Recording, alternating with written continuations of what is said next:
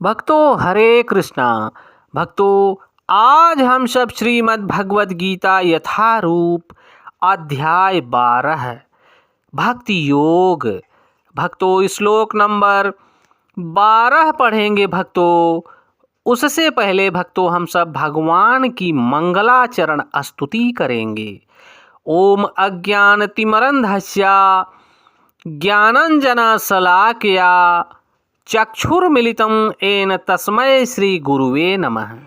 श्रीचैतन्यमनोभीष्टं स्थापितं येन भूतले श्रीचैतन्यमनोभीष्टं स्थापितं येन भूतले स्वयं रूपः कदा मह्यं ददाति स्वपदान्तिकं। वन्देऽहं श्रीगुरुः श्रीयुतपदकमलं श्रीगुरून् वैष्णवश्च श्रीरूपं साग्रजातं सहगण रघुनाथवन्दितं तं सजीवं साद्वैतं सावधूतं परिजनसहितं कृष्ण चैतन्य देवं श्री राधा कृष्ण पादान सहगण ललिता श्री विशाखान वितांस च। हे कृष्ण करुणा सिंधु दीनबंधु जगतपते गोपेश गोपिका कांत राधा कांत नमस्तुते। तप्त कांचन गौरांगी राधा वृंदावनेश्वरी वृषभान सुते देवी प्रणममि हरिप्रिये। वाञ्छाकल्पतरुभ्यश्च कृपा सिन्धुभ्येव एव च पतितानां पावनेभ्यो वैष्णवेभ्यो नमो नमः।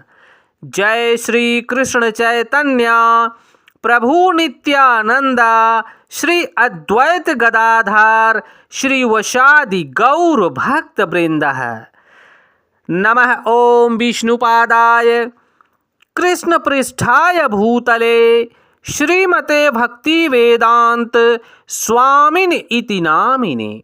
नमस्ते सारस्वती देवी गौरवाणी प्रचारिणे निर्विशेष शून्यवादी पाश्चात देश तारिणे।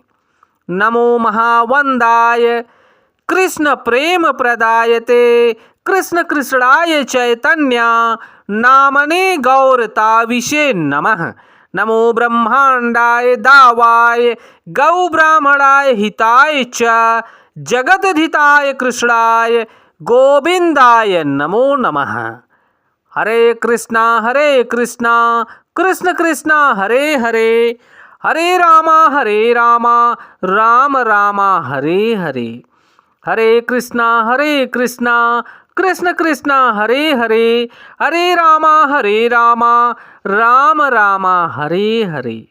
भक्तों हरे कृष्णा। भक्तों भगवान इस श्लोक में बोल रहे हैं। भक्तों कृपया आप सब ध्यान देना। श्रेयः हि ज्ञानम अभ्यासात ज्ञानानात् ध्यानं विशिष्यते ध्यानात् कर्मफलाः त्यागः त्यागात शांति अंतरम। भक्तों यहाँ पर श्री भगवान बोल रहे हैं। भक्तों यदि तुम यह अभ्यास नहीं कर सकते तो ज्ञान के अनुशीलन में लग जाओ।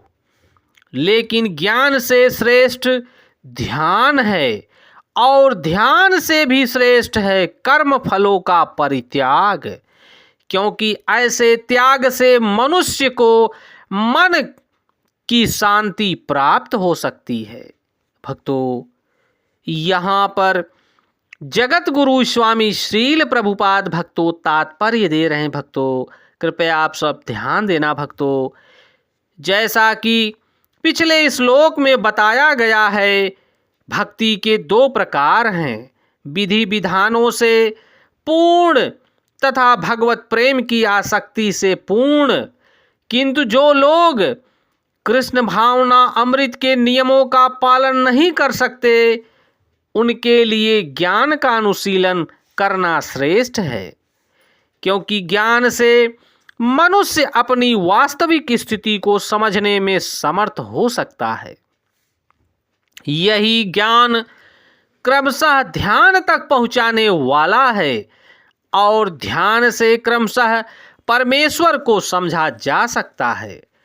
ऐसी भी विधियां हैं जिससे मनुष्य अपने को परब्रह्म मान बैठता है, और यदि कोई भक्ति करने में असमर्थ है तो ऐसा ध्यान भी अच्छा है। यदि कोई इस प्रकार से ध्यान नहीं कर सकता तो वैदिक साहित्य में ब्राह्मणों, क्षत्रियों, वैश्यों तथा शूद्रों के लिए कतिपय कर्तव्यों का आदेश है, जिसमें हम श्रीमद् भगवद गीता के अंतिम अध्याय में देखेंगे भक्तों। लेकिन प्रत्येक दशा में मनुष्य को अपने कर्म फल का त्याग करना होगा, जिसका अर्थ है कर्म फल को किसी अच्छे कार्य में लगाना चाहिए। संक्षेपतः सर्वोच्च लक्ष्य यह होता है भक्तों, कर्म फल का मतलब ये होता है कि जो नित्य कर्म हम करते हैं उसका फल हमको मिलता है, उस फल को भगवान श्री कृष्ण के चरण कमलों में अर्पित करना चाहिए और प्रसाद रूप में उस फल को स्वीकार करना चाहिए। यही कर्म फल का त्याग है भक्तों। सर्वोच्च लक्ष्य भगवान तक पहुँचने की दो विधियां हैं भक्तों। एक विधि है क्रमिक विकास की ओर, दूसरी प्रत्यक्ष विधि है भक्तों कृष्ण भावना अमृत में भक्ति प्रत्यक्ष विधि है। अन्य विधि में कर्मों के फल का परित्याग करना होता है, तभी मनुष्य ज्ञान की अवस्था को प्राप्त होता है।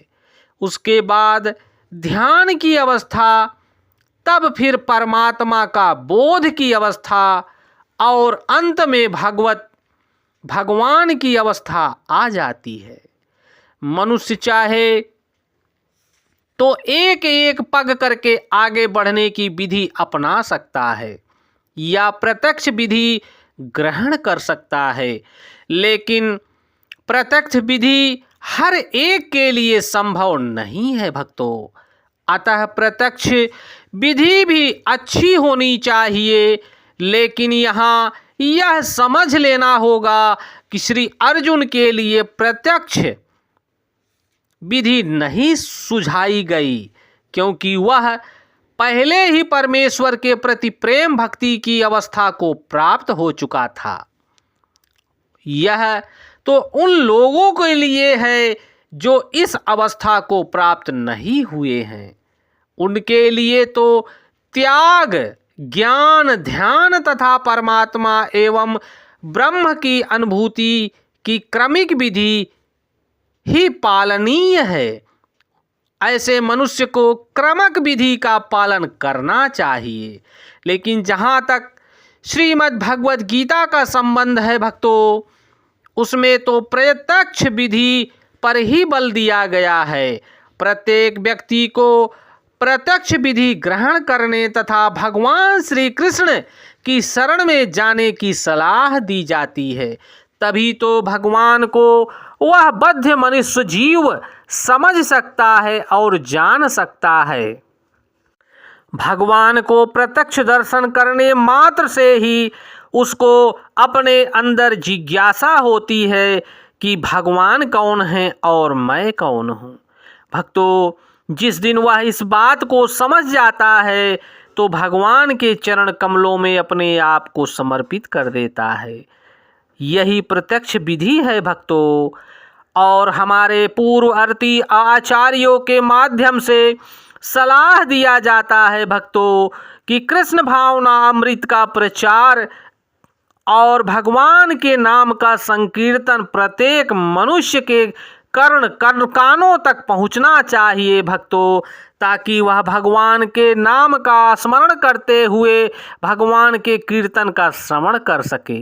हरे कृष्ण कृष्ण कृष्ण हरे हरे, हरे राम राम राम हरे हरे, हरे कृष्ण कृष्ण कृष्ण हरे हरे, हरे राम राम राम हरे हरे। भक्तों, जय श्री कृष्णा।